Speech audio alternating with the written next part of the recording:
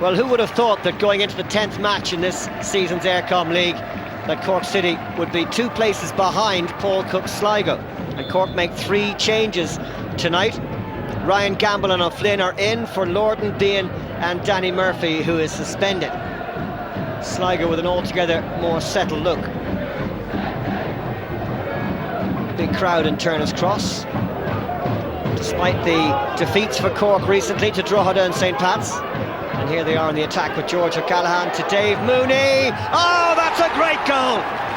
One of the goals of the season so far. Dave Mooney with his 4th of the campaign, and that is an absolutely brilliant finish.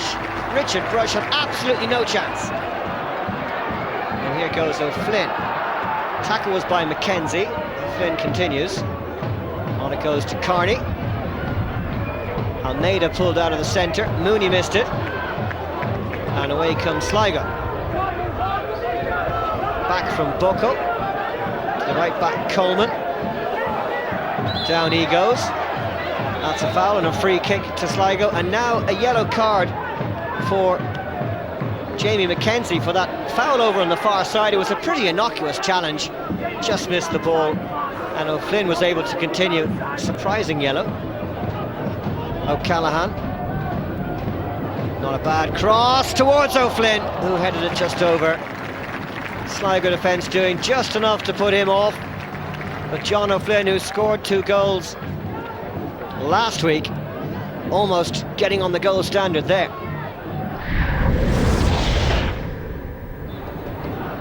And you'll notice for the start of this second half that Sligo Rovers have changed their shorts. Seemed that there was a clash between their red and Cork's green, but they look even stranger with the white ones. Now here come Cork on the attack with Carney. Getting past Mackenzie, who just pushed him over. It'll be a free kick to Cork City in front of the shed. Richard Brush with that new haircut as George O'Callaghan swings it in. And the header from Dan Murray just a little bit too high. He probably should have done better, the Cork City captain. Holds his head in shame. Forward it goes. Little push in the box. Down goes Mackenzie. It looked like a foul by Ryan, but the referee has given a second yellow card to Jamie Mackenzie, and he's off. Sligo Rovers will have to play the last quarter of this game with 10 men, and the Sligo players can't believe it, and here's why.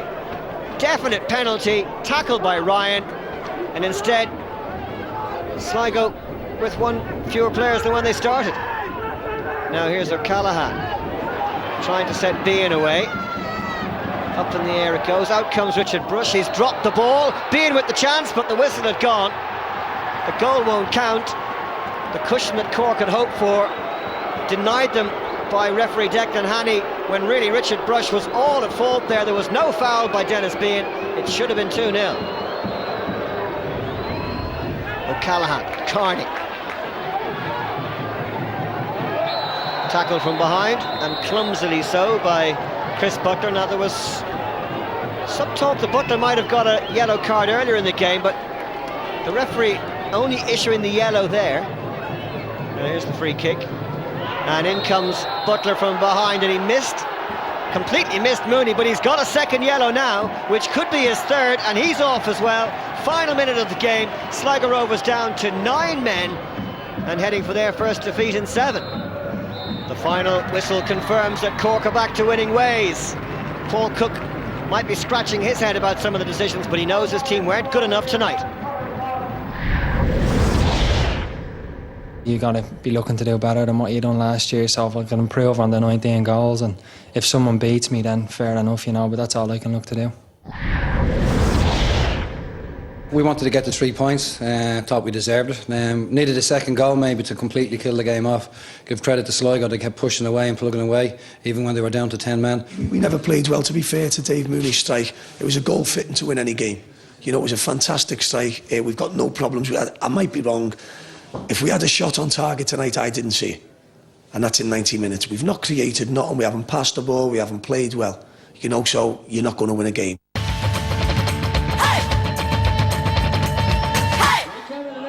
Bray travelled to the showgrounds in search of their 5th consecutive league victory, but Sligo are a formidable force at home and it took just 8 minutes for them to break the deadlock. Brian Cash challenged Chris O'Connor and Matthew Judge was presented with the easiest of opportunities. A great way for Judge to mark his first league start this season.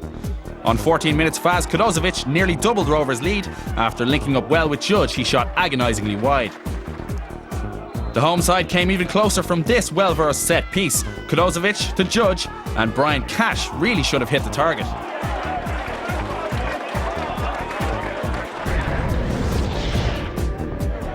Immediately after the break, Rovers had a goal disallowed. Kudozovic fed Rafael Crotaro, but the Tubber Curry man was deemed to be offside. 10 minutes into the second half, Kudozovic lit up the showgrounds. Conor O'Grady showed great vision by picking out the Bosnian, and his great control and composure did the rest.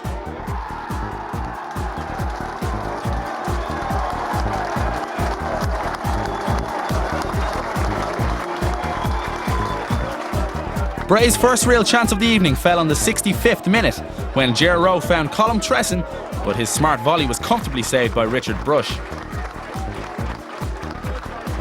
And Wanderers came even closer moments later when Derek Foran's superb effort rebounded back off the Rovers' upright.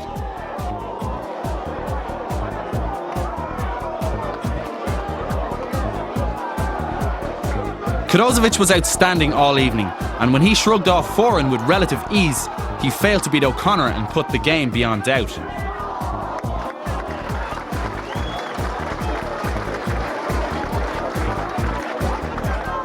It really could have been 5 or 6 for Sligo at this stage. Stephen Feeney was gifted his very own one-on-one opportunity, but his Karl Poborski-esque effort was too high.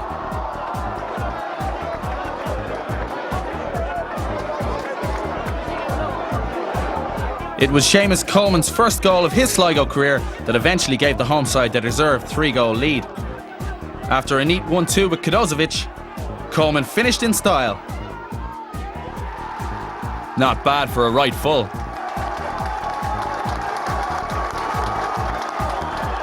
Bray's search for a consolation goal was unsuccessful and they left huge gaps at the back. Crotaro should have made it 4-0 with this opening. So a fantastic Sligo performance means they rise to 4th in the table and they certainly won't fear league leader St Pat's arrival at the showgrounds next week. Final score, Sligo Rovers 3, Bray Wanderers 0. It was important to get a clean sheet and we've always got belief, that we can score at the other end. And it was a massive result for us against Bray. We've passed it better tonight. We didn't really pass it in Cork last week. We've created numerous chances and to be fair, we've deserved the 3 points. Our decision making wasn't great and we got punished for it. But it's like I told the players, every winning run comes to an end. It's the mark of the man and the mark of the team is picking yourself up, dusting yourself off and trying to get back on a run next week.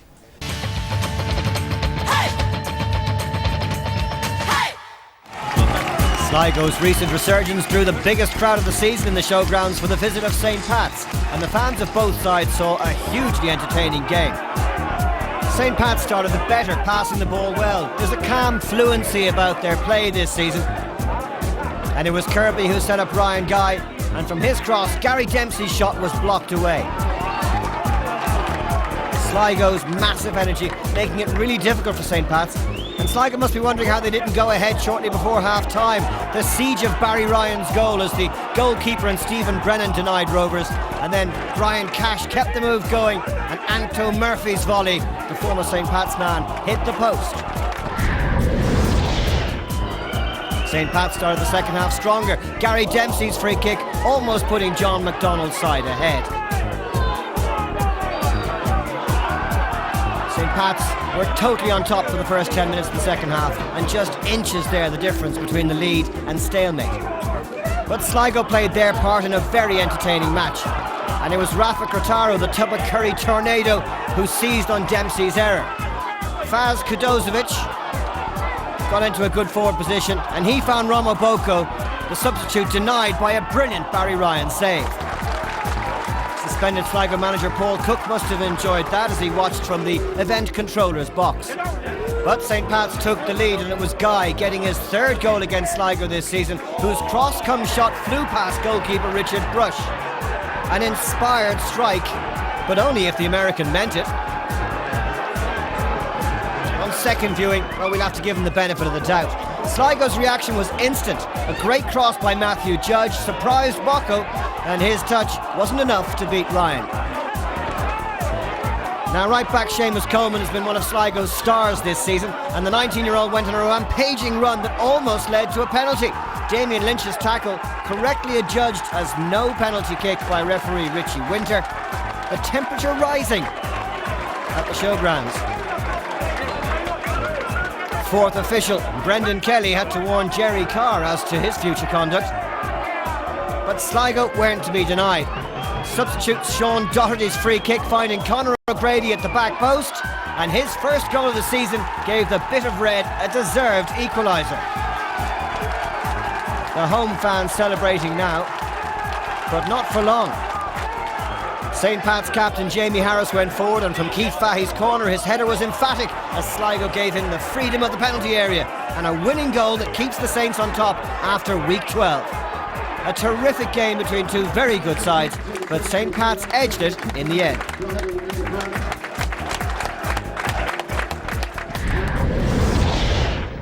We knew that we had to dig in. We rode our luck, I think, certain parts of the game, but I think so did they. We had a few chances in the second half in particular. But as I say, we come here, we got the 3 points, that's the main thing. I thought it was an excellent game, but we're trying to get the mentality into our players.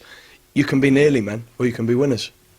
And at the minute, we've come in again and we've lost to the league leaders 2-1. We shouldn't have. We have to take it that step further. I think the Bowls game, them games take care of themselves. They're great matches to play in, great matches to be involved in. We'll have a full house now in Inchicore on Tuesday. Again tonight, the travelling support were great. You know, when we conceded a goal, they got right behind the team, they kept it going. And, you know, that helps the players, it drives them on. Champions Drogheda United have struggled to fire this season, but they looked on course for an important home win over Sligo Rovers on Tuesday. And former Longford and Shelbourne man Stuart Byrne gave them a first-half lead. But the tie turned on its head in injury time when Jason Gavin was penalised for handball. The referee definite in his decision. Goalkeeper Jamie Ewings might have saved Gavin's blushes when he kept out Faradine Kudosevic's penalty, but Faz was in like a flash to knock home the rebound. 1-1.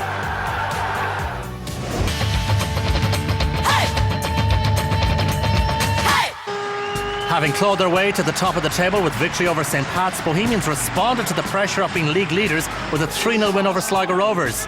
Sligo Rovers manager Paul Cook was serving the final instalment of his 4-match ban from the dugout. Clearly the officials weren't happy with the position he took up behind the Sligo bench. On a glorious evening for football, the two sides served up an entertaining game.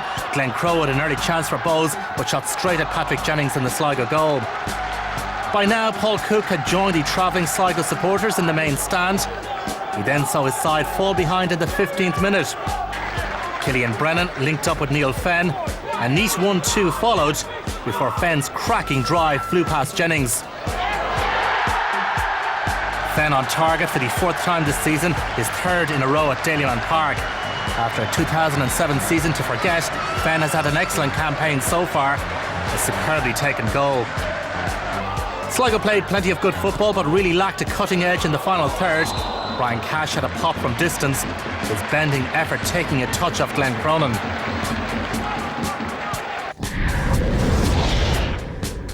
Bohemians continued to press for a second. Killian Brennan's free kick parried away by Jennings.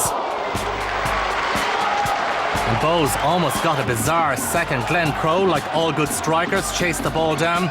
Jennings relieved to see the ball ricochet over the top. Crowe putting in the hard yards, but no reward on this occasion. Bohemians' defence has been quite miserly this season. Sligo found themselves limited to long-range efforts. Chris Butler getting forward, his drive deflected behind. The second goal was always going to be crucial in a tight game, and with 8 minutes to go, sub Darren Manstrom combined with John Paul Kelly, who was taken down inside the area by the outstretched boot of Conor O'Grady. No doubt about the decision. Killian Brennan stepped up and coolly tucked away his 6th of the season. Like Neil Fenn, Brennan is having a terrific season, a composed spot kick from the Drogheda man. That goal knocked the stuffing out of Sligo, When the breaks go against you, they really go against you. Bowes grabbed a bizarre third when Gavin Pear's attempted clearance ricocheted off Killian Brennan and into the net. No doubt about it though, Brennan was claiming it. 3-0 was harsh on Sligo, but they kept at it. Faradine Kudasovich blasting well off target in the dying seconds. So then Bohemians lead the league into the mid-season break. 5 wins on the spin for Pat Fenlon's side. At Dalymount Park it finished Bohemians 3, Sligo Rovers 0. I think that's 5 wins in a row now. You can't really ask for more than that. Going into the break as well, we have Drogheda Town at home here next week, and we'll be trying to win that as well. I think Bowes have had one shot first half, they've scored. Second half, obviously they've had a penalty and a fortuitous OG, but they closed the game out well. They're a professional side, and we didn't have enough performances on the night to get anything out of the game. I have to be honest, I didn't think we'd be there at this stage, but we'll take it, as they say, you know. That's Tonight on M&S FAI Cup third round weekend, and our cameras were at Talca Park as Shamrock Rovers face Sligo Rovers in the Cup for the second year in a row. Last year's beaten finalists. No doubting the tie of the round took place at Talca Park, with Shamrock Rovers looking for revenge against the Sligo side that knocked them out last season. Any nerves the visitors would have had wouldn't have been helped early on. Keeper Pat Jennings calling upon his defence to clear after fumbling O'Brien's long ball. Probably fair to say that tonight won't make for pleasant viewing for the Rovers full back, Chris Butler, booked after a quarter of an hour for this unnecessary foul on Alan Murphy. The left back was again the focus of Anthony Buttermer's attention shortly afterwards. Firstly, going in late on Ger O'Brien. If that wasn't enough, a few words with Sean O'Connor. A simulated headbutt for good measure along the way. Bad news for the Sligo bench. A second yellow card for Butler, and a red followed after just 22 minutes. Rovers almost reacted in style. Doherty's corner cleared, the ball falling to Faradine Kudasovich, is shot high and wide. Sean O'Connor laid on the goal, is free from the right, headed home by Patrick Hammond. A well-deserved lead for the home side and some relief for the home fans who've endured a difficult run of games. It was 2 shortly afterwards. Alan Murphy's corner met by Aidan Price, and the captain making no mistake inside the 6-yard box. Sligo sub Matthew Judge almost staked his claim for a start, and Murphy's throw causing havoc in the box. The ball, after the scramble, eventually fell to Judge, who called this fantastic save from Barry Murphy. A stunning stop from the keeper, considered to be the best in the league by Manny. Sligo scored from the resultant corner, again uncertain defending. Pear's shot blocked on the line, and Murphy on hand to give a lifeline to the Sligo side. The home side continued to challenge. Darren Stapleton nipping in past Seamus Coleman, his shot dove just inches wide. Anto Murphy should have levelled affairs towards the end. A flick on from Judge putting him in. The striker denied his second, dragging his shot across the box. Pat Jennings almost gifted Shamrock Rovers their third goal with this fumble clearance. Tyke Purcell looking as surprised as anyone. Gavin Pear's on hand to clear the danger. Padraig Hammond was next up to be frustrated, found by Desi Baker. Fantastic header saved by Jennings. In the end, a win for the home side, the end of a poor run. The final score at Talca Park, Shamrock Rovers 2, Sligo Rovers 1. Well, there's a lot of good teams left in the competition. It's a very hard cup to win. You know, there's all the big boys are still in it, you know, so still at this time it can go anyway. I don't want to speak about the referees. I'm sick and tired of being in stands and fined and everything. The least I say about them the better, because it just gets you in more trouble. We've had a bad run in the league, and I said it was an important game for us. I said especially towards the break, you don't want to be going away for 2 weeks on a defeat. And as I said, I thought the lads battled really hard. I thought second half we did get it down and actually pass it a bit better. And I said I know it's different. It's difficult, you know. And when you've had a bad run, confidence can dip a little bit. But as I said, I thought they stuck together well, and the 2 set pieces were fantastic.